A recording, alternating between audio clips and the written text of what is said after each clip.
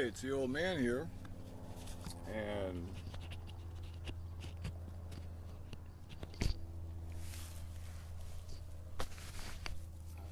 we got the sunshine, got you know who. Oh, come on, girl. Don't get all caught up. Um, Good furniture, girlfriend here, sunshine to the max. It's only 10 o'clock and it's hot. I'm breaking a sweat. That's right. You okay?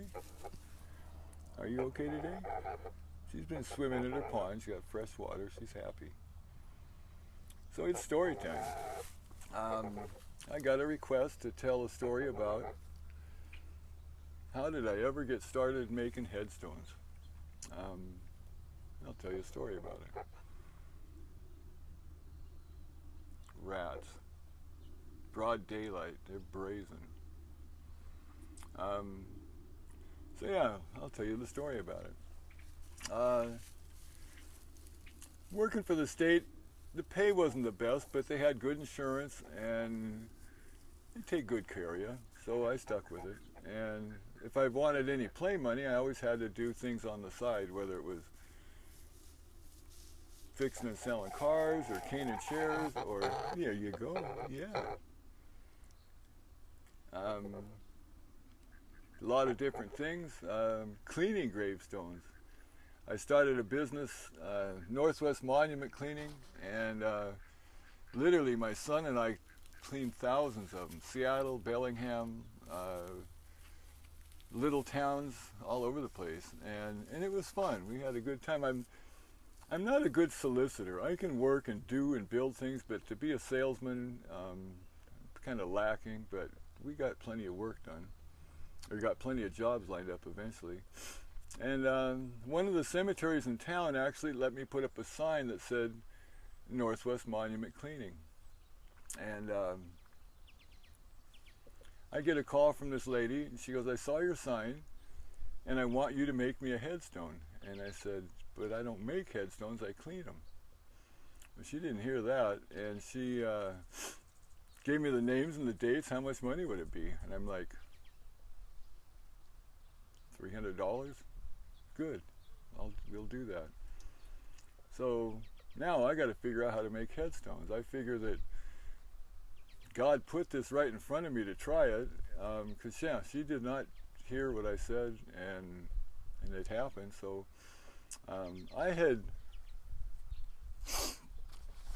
made stones for people's pets, dogs and a cat, I think, or two, and pieces of marble, and I cut them like the arched ones like that, and Dremel tool and painted them, and they were very happy with it. But this was a whole different thing. I got a piece of marble, and it was kind of a brownish green. It wasn't white marble.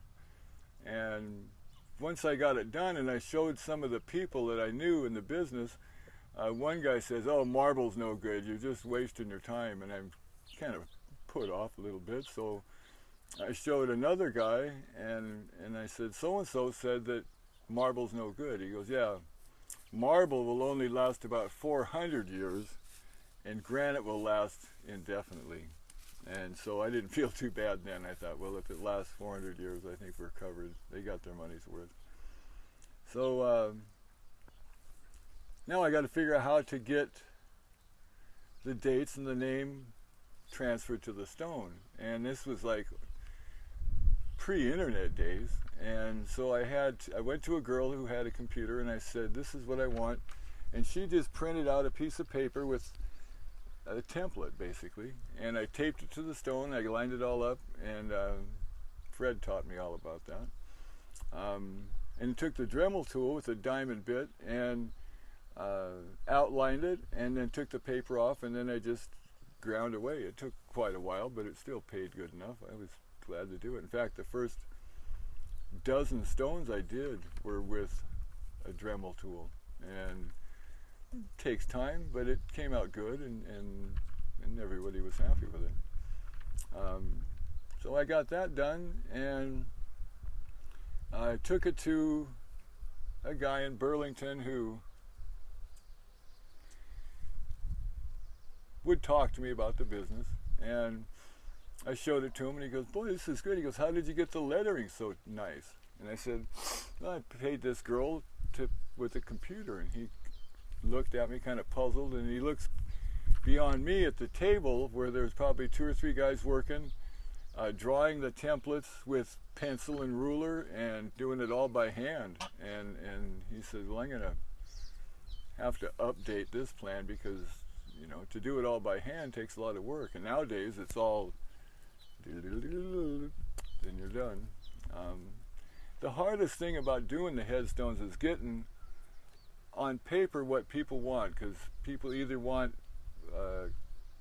real plain ones or they want something very detailed. And I encourage the detailed ones. I said, these, you know, make it as detailed as you want. Pictures, whatever you want to do, and people are glad to do it, because as hard as it is,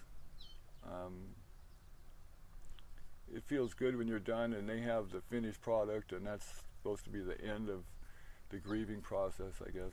And so many people had called me and said, "I need a headstone. We got the funerals this Friday." And I said, no. I said, 6 months to a year is normal. You don't need to do it right now. And I always encourage people not to do it then, because your emotions are raw, and it's easy to make a mistake or just do something that you don't want to do. And I said, you know, let the smoke clear and then give me a holler, and we'll get things going. And I think every one of them eventually did call me. Yeah, as hard as it is, it's an enjoyable job. My office was up there and just had a big table, and people would come in, and we'd get down their ideas on paper, and then we'd fine-tune it and get it going that way. And after I did this one for a guy, we got all the paperwork done, and I go, "Why did you pick me over the other guys?" He goes, "Look at you." They probably had coveralls on. "I'm sick of suits and ties. I'm sick of the mortuary." He goes, "This is a breath of fresh air." So from that point on, I thought, I'll keep a casual attitude, and I think it worked, because they'd rather go to a regular Joe than to go sit with the suit and tie and everything's polished and sterile. Yeah, it's a good thing. Growing up in SeaTac, we never had cemetery. We didn't have parks. In fact, yeah, it wasn't for years till we moved away that they built a couple of parks. There was one school we used to go to that's gone now, Crestview School. And it was a park-like setting. There was trees and a lot of grass, and we'd hang out there, but we also would go to the cemetery over by the airport and, you know, wander around, look at all the stones. And I was always interested in the oddball ones, I guess maybe the term might be, but the different ones, the ones that have a drawing of a person or a quote that's different from the rest or whatever, because it's going to be there indefinitely, and it's cool to see what people will put on there.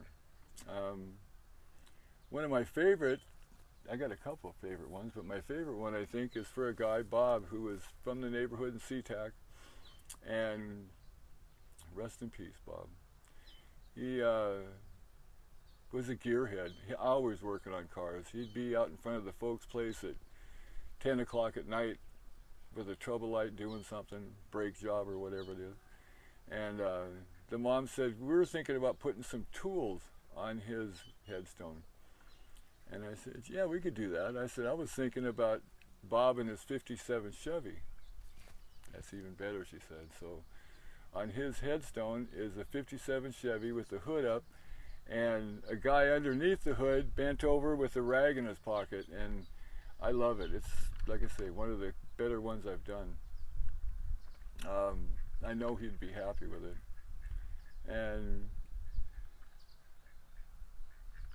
a lady called me from California, and we never even met. We just did it all on the internet and pictures and stuff.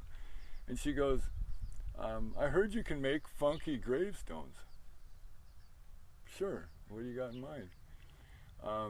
And so she sent me a picture, a drawing that her son had made of Grandpa on his tractor. And it was obviously a kid had drawn it. It wasn't polished at all. And we got it on stone and the dates and the names and a little quote maybe or something. And I liked it. It was very unique, one of a kind. If somebody walks through the cemetery, they're going to see that one. They're going to stop and look at it because it's, yeah, obviously a kid did it, and she was happy, and I sent her a picture of the finished product, and it turned out really good. The September 11th monument was one of my favorites too. That one came out really good, and it actually was the second one I did. The first one had, I told the girl at doing the template, I said, I want the sunshine out, because it was a sunny day when it happened, and she had put a Aztec sun, like something out of a Mexican restaurant or something. And at the time, my emotions were raw, so I just sandblasted it. And then I got back and looked at it, I thought, no way, this doesn't fit at all. So I sandblasted the sun away, and like they say, once it's set in stone, you can't really change it. And you could, to me, I could see where that sun had been. So I did another one, and it came out a lot better. But yeah, I had to do something for that, and I'm glad I did. It'll be there for a long, long time.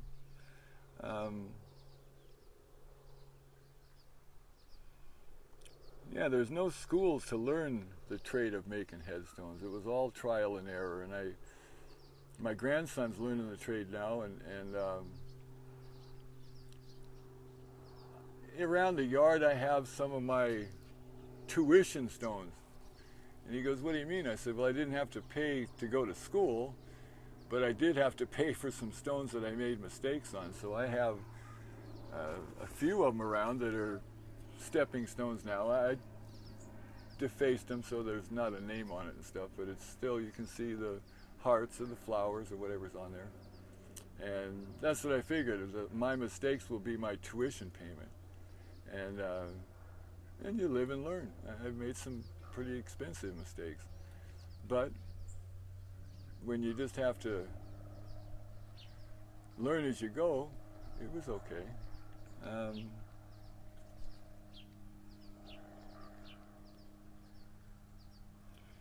Yeah,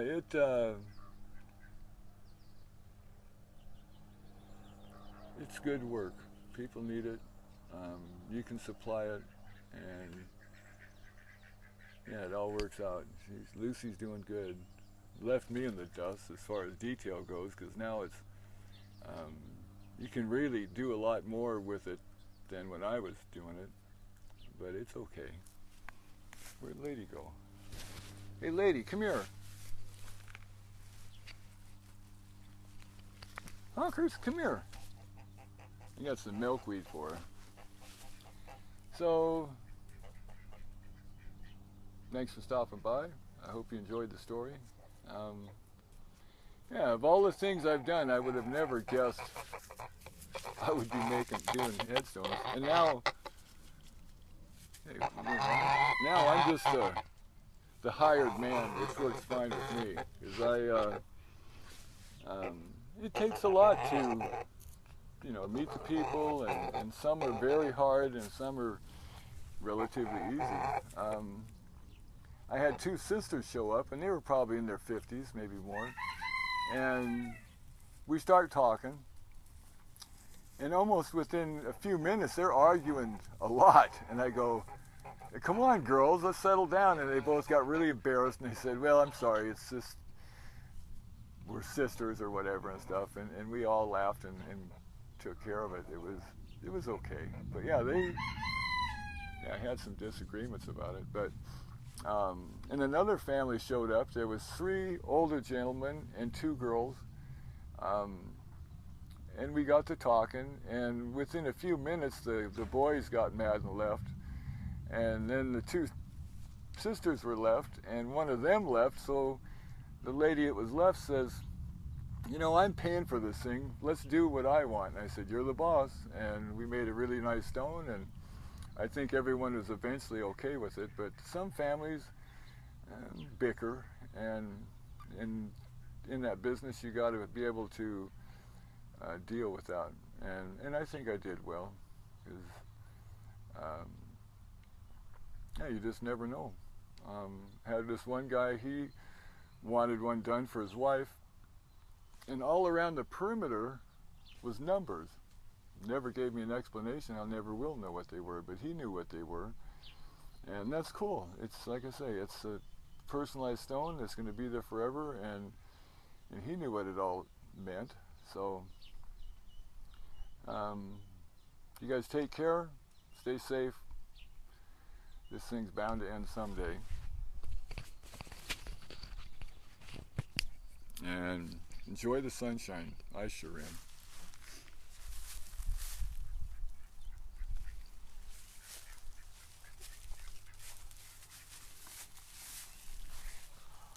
And thank you for watching to the very end. You take care. Stay safe.